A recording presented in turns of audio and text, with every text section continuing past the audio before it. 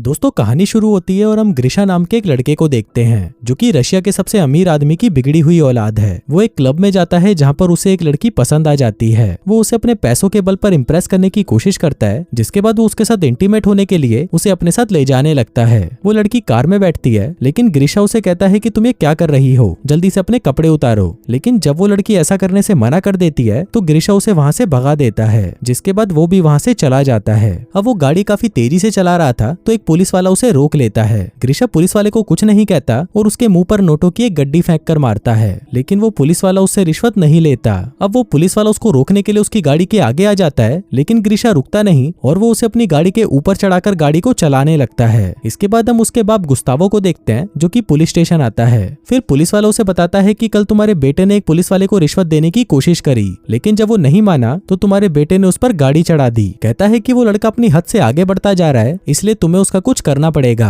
वहीं लॉकअप में हम ग्रिशा को देखते हैं जो कि मस्त लेटा हुआ चिल मार रहा था। कहता है कि मेरे लिए दारू लेकर आओ और मैं यहाँ पर बहुत बोर हो रहा हूँ, तो किसी लड़की को यहाँ पर नाचने के लिए भेजो। फिर गुस्तावो उसे छुड़ाकर बाहर ले आता है और उसे डांटने लगता है, लेकिन ग्रिशा को उसकी बात का कोई फर्क नहीं पड़ता क्योंकि वो भी जानता था कि वो इकलौता है और उसका बाप उसका कुछ नहीं उखाड़ सकता। वहीं दूसरी तरफ हम एक डांस शो देखते हैं जिसकी डायरेक्टर होती है नास्तिया और वो गुस्तावो की दोस्त भी होती है। आगे गुस्तावो उसके पास आता है और उसे कहता है कि मैं बहुत परेशान हूँ, प्लीज तुम मेरी मदद करो। जिसके बाद वो दोनों जॉन के पास जाते हैं जो कि हॉरर फिल्मों का एक डायरेक्टर था। गुस्तावो उसे अपने बेटे के बारे में बताता है और कहता है कि मुझे उसे किसी भी हालत में सुधारना है। जिसके बाद वो सभी मिलकर एक प्लान बनाते हैं। फिर उसी रात हम देखते हैं कि एक कबाड़ी ग्रिशा की लग्जरी कार लेकर वहां से जा रहा था। ग्रिशा उसे देख लेता है और भागकर उसका पीछा करने लगता है, लेकिन तभी एक बेहोशी का तीर आकर सीधा उसकी गर्दन पर लगता है और वो वहीं पर बेहोश हो जाता है। फिर अगले दिन आरतीरम नाम का एक आदमी उसके मुंह पर पानी डालकर उसे उठाता है और उसे कहता है कि मालिक ने तुझे घोड़ा तैयार करने को कहा था, क्या तूने किया?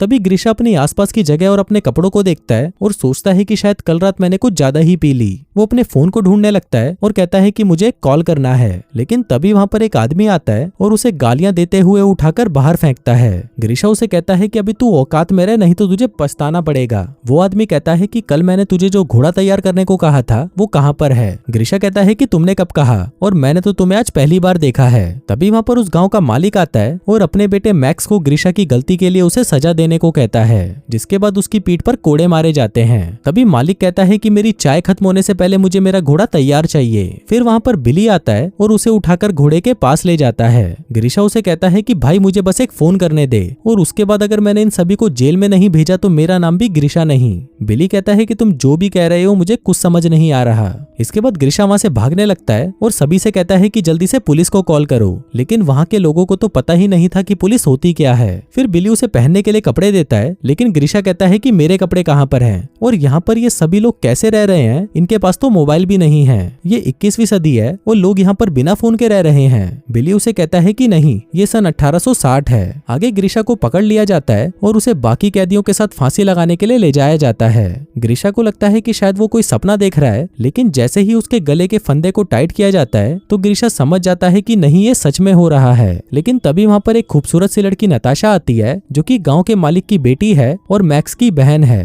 वो अपने बाप से कहती है कि पिताजी कम से कम आज के दिन तो ये सब मत करो, आज मेरा जन्मदिन है और मैं नहीं चाहती कि आज के दिन किसी को भी मारा जाए। अब उनकी फांसी कैंसिल कर दी जाती है, जिसके बाद बिली नताशा के पैरों में गिरकर उसे थैंक यू कहता है, लेकिन ग्रिशा उसे सिर्फ घूरता रहता है और उसे कुछ नहीं कहता। वहीं ऊपर आसमान में हम एक बाज को देखते हैं, लेकिन तभी हमें पता चलता है कि वो कोई बाज नहीं बल्कि एक ड्रोन है जिससे पूरे गाँव पर नजर रखी जा रही है। दरअसल ग्रिशा कभी पास्ट में गया ही नहीं था, बल्कि ये सब तो उसके बाप ने उसको सबक सिखाने के लिए किया था। उसने गांव में एक सेट तैयार करवाया और यहाँ पर रहने वाले जितने भी लोग हैं वो सभी एक्टर हैं, और ये जो कुछ भी कर रहे हैं या बोल रहे हैं वो सब कुछ स्क्रिप्ट के हिसाब से ही हो रहा है। वहीं पूरे गांव में कैमरा और माइक्रोफोन लगाए गए थे ताकि वो ग्रिशा की सारी बातों और हरकतों को देख सकें। वहीं ग्रिशा बिली को बता रहा था कि अब मुझे सब कुछ समझ आ चुका है। जिस रात को मैं उस कार से टकराया था वो एक टाइम मशीन थी जिसने मुझे वहां से सन 1860 में भेज दिया। वो कहता है कि अगर मुझे वापस जाना है तो मुझे फिर से एक टाइम मशीन से टकराना होगा। वो बिली से पूछता है कि क्या तुम्हारे पास कोई कार है? अब बिली इसका कोई जवाब नहीं देता क्योंकि उसकी स्क्रिप्ट में ऐसा कुछ नहीं था। अब ग्रिशा भी यहाँ पर रहकर काफी बोर हो चुका था और उसे रात को यहाँ पर नींद तक नहीं आती क्योंकि उसे नरम बिस्तर की जगह जानवरों की तरह घास पर सोना पड़ता था। साथ ही उसे खाने के लिए सिर्फ खिचड़ी दी जाती थी और इतने कोड़े खाने के बाद वो घायल भी हो चुका था। उधर ग्रिशा का बाप जॉन से कहता है कि अब मुझे ग्रिशा के अंदर हुए बदलावों को देखना है। फिर अगले दिन जब ग्रिशा खेतों में आराम कर कर रहा था तभी उसे किसी के रोने की आवाजें आती हैं। वो उन आवाजों के पीछे जाता है और देखता है कि इस गांव के मालिक की बेटी नताशा जोर जोर से रो रही है। वो उसे कहती है कि उसके बाप ने उसकी शादी एक अमीर बुढ़े से तय कर दी, लेकिन ग्रीशा उसे कहता है कि ये तो अच्छी बात है, कुछ ही दिनों में वो बुढ़ा टपक जाएगा और उसकी सारी दौलत तुम्हारी हो जाएगी। इसके बाद वो गांव के मालिक के फार्म से एक मुर्गी चुरा लेता है क्योंकि उसे चिकन खाए हुए काफी टाइम हो चुका था। तभी बिली उसके पास आता है और उसे कहता है कि मुझे भी थोड़ा खिला दो, लेकिन ग्रीशा उसे कहता है कि मैं तो पूरा खत्म कर चुका हूँ। फिर अगले सीन में हम कुछ लोगों को देखते हैं जिनसे पूछताछ की जा रही थी कि फार्म से मुर्गी किसने चुराई, और जब तक वो लोग असली चोर का नाम नहीं बताएंगे तब तक उनमें से किसी भी आदमी को चुनकर उस पर कोड़े मारे जाएंगे। वहीं पर ग्रीशा ये सब देख रहा था और उसे इससे कुछ भी फर्क नहीं पड़ता क्योंकि उसके मन में किसी के लिए रहम नहीं था। इसके बाद बिली अपने घाव ग्रीशा को दिखाने आता है जो कि उसकी पीठ पर मेकअप आर्टिस्ट ने बनाए थे। इसी दौरान वहाँ पर एक लड़की आती है जिसका नाम होता है मैरी। अब मैरी जैसे ही अपने घोड़े से नीचे उतरती है तभी उसकी चमकती हुई कच्छी सबको दिखाई दे जाती है।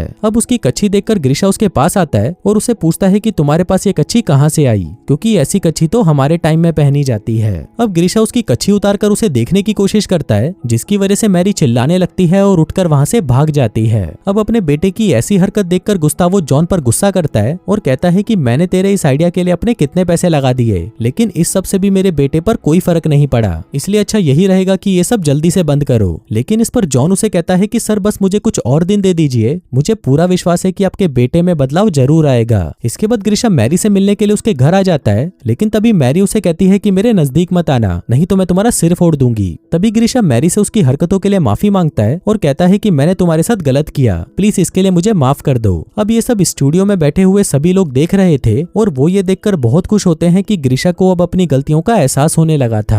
अब ऐसे ही कुछ और दिन बीत जाते हैं और अब वो दिन भी आ जाता है जब नताशा की शादी एक बूढ़े आदमी से होनी थी। अब सभी लोग खुशी के मारे डांस कर रहे थे, लेकिन तभी नताशा ग्रीशा के पास आती है और कहती है कि मुझे उस बूढ़े से शादी नहीं करनी, इसलिए मैं नदी में कूदकर अपनी जान देने जा रही हूँ। जिसके बाद वो नदी के किनारे जाकर वहाँ पर मरने के लिए खड़ी हो जाती है, लेकिन ग्रीशा को इससे कोई फर्क नहीं पड़ता। वो तो मैरी के साथ बातें करने लगता है और उसे बताता है कि वो 21वीं सदी से आया है, जहाँ पर वो लोग छोटे छोटे प्लास्टिक के डब्बे से एक गांव से दूसरे गांव में जादू से बातें करते हैं और आसमान में बड़े बड़े लोहे के पक्षी उड़ते हैं। तभी बिली उसके पास आता है और उसे पूछता है कि नताशा कहीं पर मिल नहीं रही, क्या आपने उसे देखा है? अब यहाँ पर बिली उसे ये याद दिलाने आया था कि नताशा नदी के पास मरने गई है ताकि ग्रीशा उसे जाकर बचा ले। फिर ग्रीशा जैसे ही उसे बचाने के लिए भागता है तभी नताशा को बता दिया जाता है कि ग्रीशा तुम्हारी तरफ ही आ रहा है, जल्दी से डूबने की एक्टिंग शुरू करो। अब नताशा डूबने का नाटक करने लगती है, लेकिन तभी ग्रीशा आकर उसे बचा लेता है। इसके बाद वो उसे उठाकर अपने घर ले जाता है। वहीं नताशा उसके साथ इंटीमेट होने की कोशिश करती है, लेकिन वो उसे बिल्कुल भी भाव नहीं देता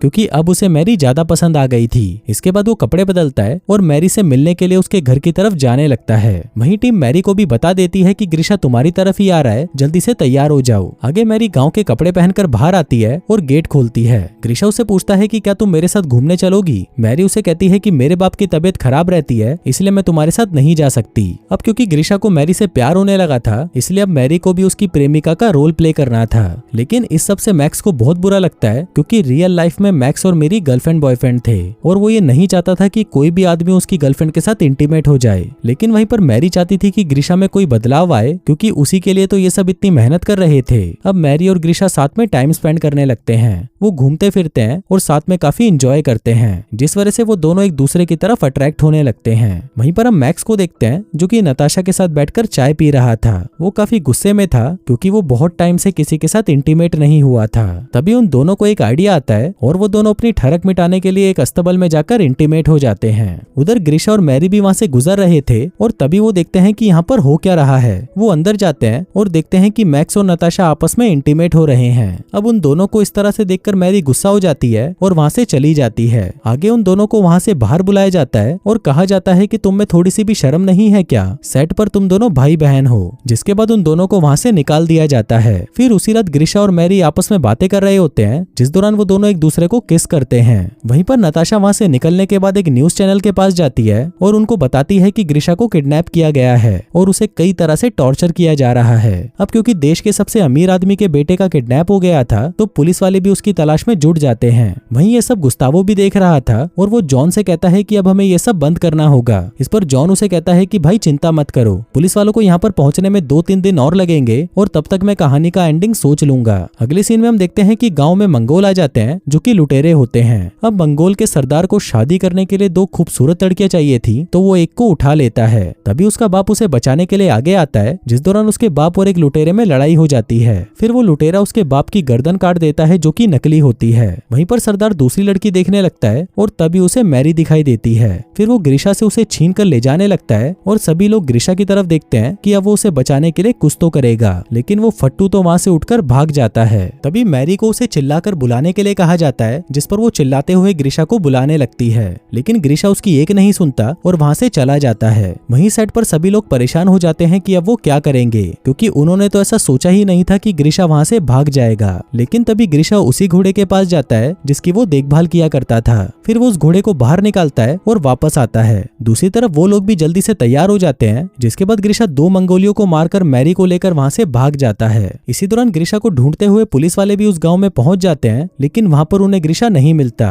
पुलिस वाले वहां पर लोगों से पूछते हैं कि तुम यहाँ पर क्या कर रहे हो, जिस पर वो बताते हैं कि यहाँ पर हमारी मूवी की शूटिंग चल रही है, जो कि कोई भी क्राइम नहीं था, तो पुलिस वालों को वहां से जाना पड़ता है। वहीं पर ग्रीशा और मैरी भागते भागते एक पेट्रोल पंप पर पहुंच जाते हैं, जिसको देखकर ग्रीशा हैरान हो जाता है कि सन 1860 में पेट्रोल कहां से आया। तभी पीछे से एक आदमी उस पर बेहोशी का इंजेक्शन फायर करता है, जिससे वो वहीं पर बेहोश हो जाता है। फिर कुछ देर बाद उसे होश आता है तो उसका बाप उसे बताता है कि उसका एक्सीडेंट हुआ था और पिछले 3 महीनों से वो कोमा में था। इसके बाद हम देखते हैं कि सबसे ग्रीशा में बहुत सारे बदलाव आ चुके थे, जिसके बाद जब वो क्लब में जाता है तो उसे कुछ भी पहले जैसा नहीं लगता। उसे सब चीजें बोरिंग और बेकार लगने लगती है और उसका किसी भी चीज में कोई इंटरेस्ट नहीं होता। आगे वो उस पुलिस वाले के पास जाता है जिसका उसने एक्सीडेंट किया था और उसे अपनी महंगी कार की चाबी माफी के तौर पर दे देता है। फिर रात को जब वो क्लब में बैठा था तभी उसकी नजर नताशा और मैक्स पर पड़ती है। फिर वो दोनों भी उसे सब कुछ बता देते हैं कि तुमने कोई भी टाइम ट्रेवल नहीं किया था और न ही तुम्हारा कोई एक्सीडेंट हुआ था, वो सब तो तुम्हारे बाप ने तुम्हें सुधारने के लिए किया था। इसके बाद वो दोनों उसे मैरी से मिलवाने लेके जाते हैं और फिर ग्रीशा मैरी से कहता है कि मैं तुमसे प्यार करता हूँ। वहीं मैरी भी उसे कहती है कि मैंने भी तुम्हें बहुत मिस किया, जिसके बाद वो दोनों एक दूसरे को किस करते हैं। फिर फिल्म के लास्ट सीन में हम गुस्तावो को देखते हैं जो कि नास्तिया से शादी कर रहा था।